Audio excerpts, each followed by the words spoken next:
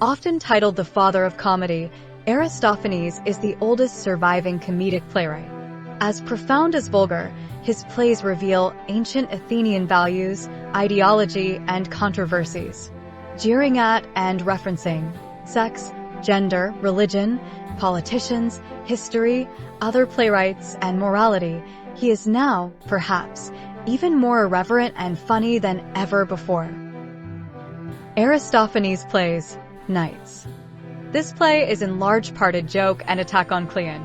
The sausage packer is Aristophanes himself, while the character named Paphlagonian is Cleon. Prior to the play, famously, Cleon convinced the almost 300 Spartan soldiers trapped on the island of Sphacteria to surrender. He brought them to Athens, for which he was greatly celebrated. However, the truth is that Cleon was only able to do this because Demosthenes, the Athenian general, had previously captured the island of Pylos and thus stranded the Spartans without hope. This is all explained by Thucydides, but knowing it is essential for understanding many of the jokes. The play starts with characters by the name of Nicias and Demosthenes, like the famed Athenian commanders, complaining about the advisor and confidant of their master Demos, the people. They jocularly howl their woes into the wind in a duet. There is a joke about masturbation. I do not quite understand it, but it is funny to imagine how it would be acted out with the supersized phalluses that actors would wear.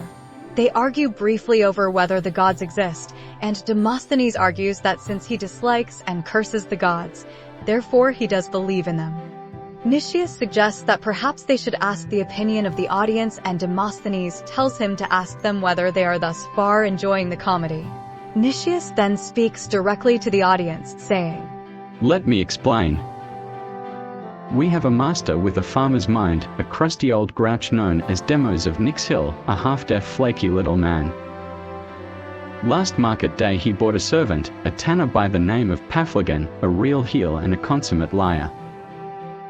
The other day, for instance, I baked a cake with Pylos in it, and Paphlagonian sidles up, snatches it, and passes it off as his own, my bloody cake, that is.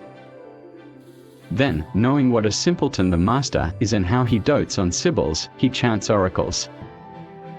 Oh, this Paphlagonian's a genius at fibbing and tells lies about us all, so's we'll get a beating." Demosthenes suggests that perhaps they should just kill themselves, and thus they discuss the noblest way to do such a thing. They mention how Themistocles died by drinking raw bull's blood. You can learn about the incredible life of Themistocles from Plutarch. Another joke is made wherein Demosthenes says that since suicide is so difficult, they might as well merely drink some wine and pray to Providence. Nicias scolds him for being a drunk, and Demosthenes makes the following jocular eulogy in favor of drinking. "Is that so? You wishy-washy gush of twaddle! You have the gall to scoff at wine, so wholly beneficent. Can you think of anything more heaven-sent? The prosperous are precisely those who imbibe, success is theirs, they win in court, they are happy people, and they help their friends. So, go this minute and fetch me a flagon of wine. I need to irrigate my mind and hit on something brilliant." Later on, Nicias says on the same subject, "In that case, I'll have another drink. One has to water the mind to come up with surprises." At the moment it occurred to me that several aphorisms could be crafted out of the idea. I do not know. I am not fond of alcohol. At the end of the video I will mention my favorite. Somehow, they get their hands on a parchment with an oracle that not only predicts the rule of the leather tanner, or hide maker, meaning the rule of Paphlagonian or Cleon, but it also foretells who will bring about his demise. It is worthwhile to remark that Athens was a true democracy, and therefore Cleon, or anyone else in particular, did not actually have any power. He was merely very influential. It follows from the prophecy in the oracle that Paphlagonian will be replaced by a sausage packer, and no sooner is this said that they run into one. At first, sausage packer does not want anything to do with them, and so Demosthenes tries to entice him as Nicias leaves to keep an eye on Paphlagonian. There are several jokes wherein he tries to motivate sausage packer to make a bid for power. I will quote some. "Tripe indeed, you mutton head, Just take a look over there. You see these serried ranks of stooges? Of course I do. You're going to boss the lot, market, port, nix, the assembly, bar. You'll tread it underfoot and cut the generals down to size, chain people up, put them behind bars, go fucking in the town hall. Isn't that enough to make you happy? Just take a glance with your right eye towards Cairo, and swivel the left eye towards Carthage. Ooh. What a pledge. But I'll be cockeyed, damn it. But I don't think I'm worthy of being Mr. Big. Bullshit. How can you say you're not worthy? Don't tell me that you're not a bad egg and that your family has a good reputation. Shucks no, we're lowest of the low. Thank God for that. In the rat race, that's a good start. Demosthenes goes on to claim that for succeeding in politics it is better not to be educated. Subsequently, he points to the real Cleon who was then in the audience and calls him Paphlagon, the hidebound one. I should explain, it might be that the name, Paphlagon, suggests a barbarian territory, which is naturally derisive. Also, that he be a leather tanner is supposed to be bad because he is a working man instead of an aristocrat. Sausage Packer complains that no one will help him because the rich are all a quiver, and the poor get diarrhea. Demosthenes then makes clear the reason for the title of the play as he says that the knights will help him. At this point, Paphlagon enters the scene. By the way, after this performance, Cleon sued Aristophanes for a third time. Paphlagon begins by boasting that he would defeat any opponent in debate, and Sausage Packer is ready to flee, but the chorus of knights arrives and encourages him to stay and slay the villain. In the ensuing interchange, the chorus and Sausage Packer accuse Paphlagon of all sorts of crimes and dishonesty, not the least of which is corruption. In the end, the chorus says, I am glad to say there is someone here even slimier than you are, who from the very start I think will see out sleaze and outclass you in vice, trickery, and brass. Sausage Packer elucidates on this remark by saying, So what? I learned to be a trickster from the cradle. At the butcher's I'd say, Hey boys, see, a swallow springs here. And when they looked, I swiped a steak. A meaty snatch indeed, like grasping a nettle, but you only get the chance when the swallows come. I never got caught red-handed. The trick, if anyone should spot me, was to stuff it up my crotch and swear to Zeus my innocence. Once a politician saw me doing this and he observed, Mark my words, a day will come when this boy will rule the realm. He got it right, but only because you told a lie, which is no surprise, and hid the meat between crotch and ass. Paphlagon goes to the Senate to accuse Demosthenes and Sausage Packer as traitors and conspirators. Some jokes are made as if the Sausage Packer was getting ready for an actual boxing match, and then he also leaves for the Senate to defend his name. Then the chorus sings a long eulogy I cannot fully understand. It seems to be a nationalist praise of Athenian ideals, virtue, and martial prowess. What I cannot devise is why sing about this subject in particular? When Sausage Packer returns, he explains how he and Paphlagon competed for the Senate's regard. He says he told the senators that sardines are now really cheap, which for some reason the senators love. Paphlagon tries to steal his momentum by suggesting that several cows must be sacrificed in celebration of the news. Sausage Packer ups the bid by suggesting even more animals need to be sacrificed. They were ready to throw Paphlagon out of the room, but he claims that the Spartans have sent an offer of truce. The Senate declines because they believe that the Spartans must only be interested in the sardines. The whole, I guess, is merely meant to be comical. Both, the elected officials and the demos, the people, are subject to manipulation. In the end, the chorus celebrates Sausage Packer. Paphlagon storms into the scene angry, and the following exchange, representative of the whole, ensues. I can make people open up or close. It's a knack. That's nothing. I can do the same with my arse. Well, fellow, I'm not going to let you get away with taking a crack at me in the assembly. We'll go to the people. We'll go to demos. Sure. There's nothing stopping us. Let's be off without delay. Come on out, Demos. Demos answers, and they both begin competing for his favor and trust. They all head to the Nix where the two will debate, and Demos will choose which is in fact a better advisor and counselor for him. Funny enough to note, they begin with the following. To you, Lady Athena, sovereign of my town, I utter this prayer.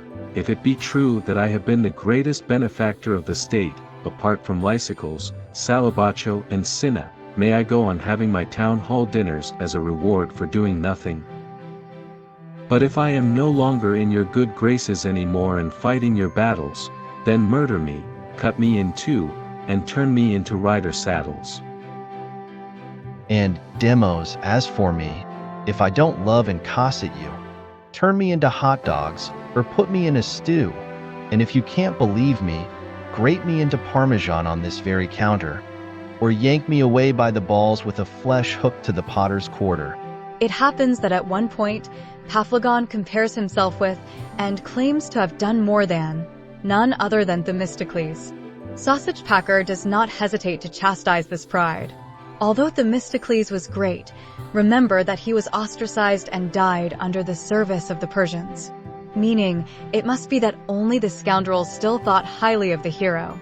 Later, Sausage Packer comes up with the following jocular observation.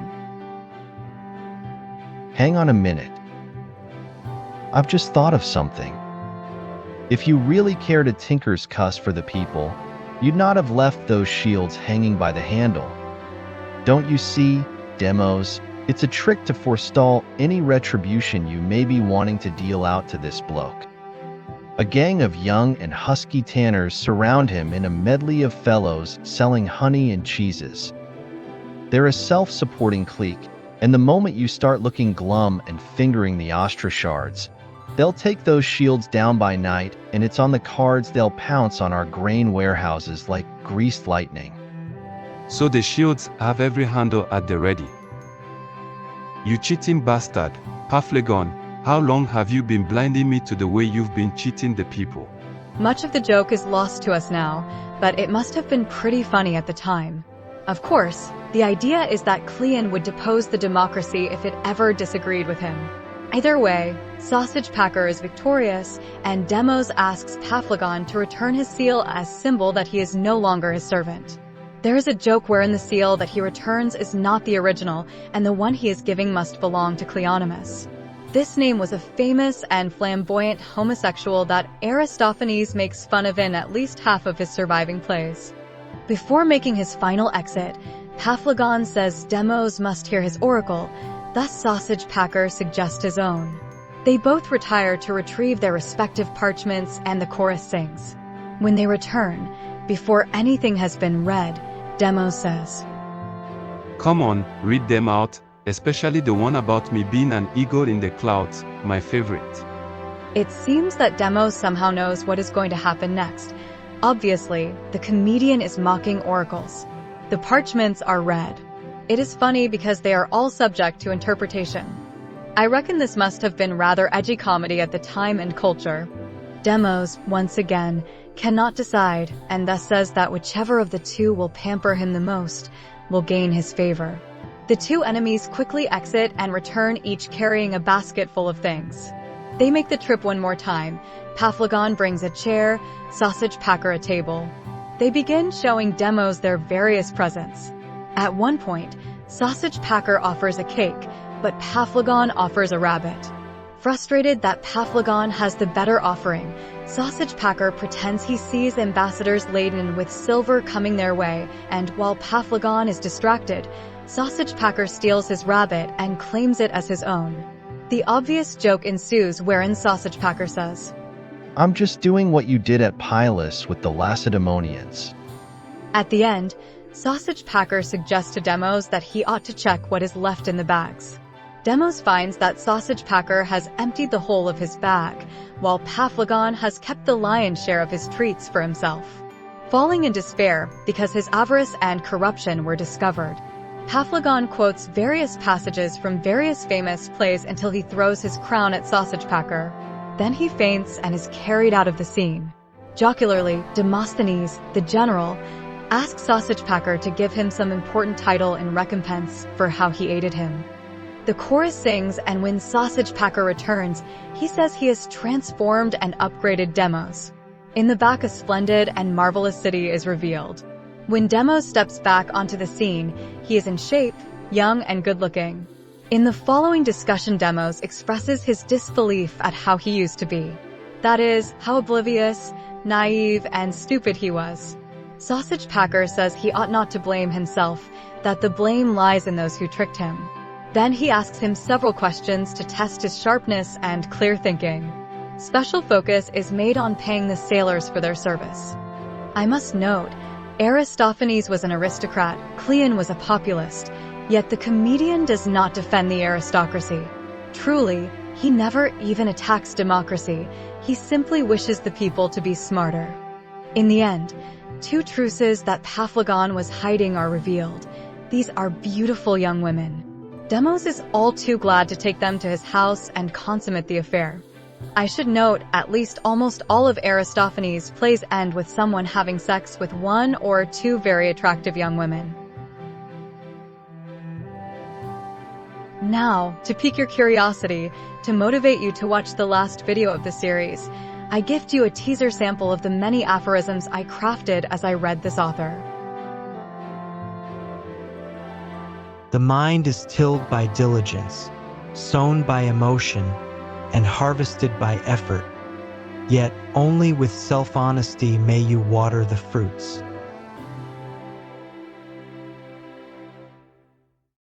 If you enjoy or gain from my aphorisms, know that I have thousands.